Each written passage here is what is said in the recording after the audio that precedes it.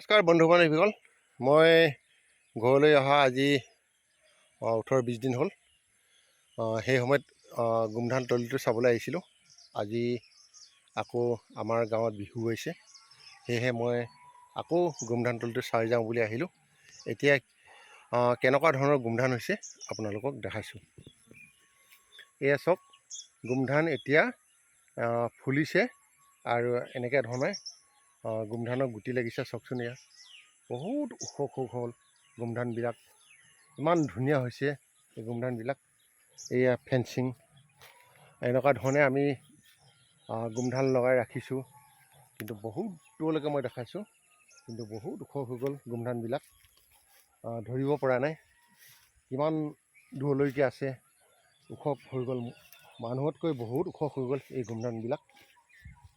এই চাওকচোন, ইমান ধুনীয়াকৈ একদম সেউজীয়া পাতবিলাক, কিছুমান ফুলিছে, কিছুমান এতিয়া লাগিবলৈ আৰম্ভ কৰিছে।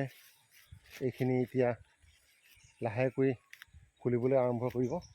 চাওকচোন, ইমান ধুনীয়া গছবিলাক হৈছে। আৰু এয়া তাকে মই 18-20 দিনৰ আগতে দেখাইছিলোঁ, তেতিয়া সৰু সৰু হৈ আছিলে, এতিয়া যথেষ্ট মুঠকৈ ওখ হ'ল এই গোমধানবিলাক। চাওকচোন, তলত কিমান ধুনীয়া চফা হৈ আছে। এয়া দেখাইছোঁ, ইমান ধুনীয়াকৈ গুমগুমাই উঠিছে এই গছবিলাক।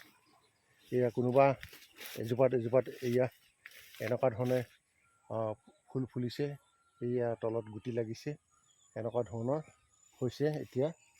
আৰু 20-25 দিনৰ বা এমাহৰ পাছত এই গোমধানবিলাক খাবলৈ বা পুৰঠ হৈ যাব।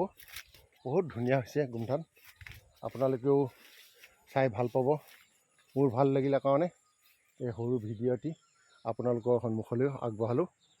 এই চাওকচোন, মোৰ ভাল লাগিলে কাৰণে আপোনালোকৰ সন্মুখলৈ আগবঢ়ালোঁ। আপোনালোকেও নিশ্চয় ভাল পাব এই ভিডিঅ'টি।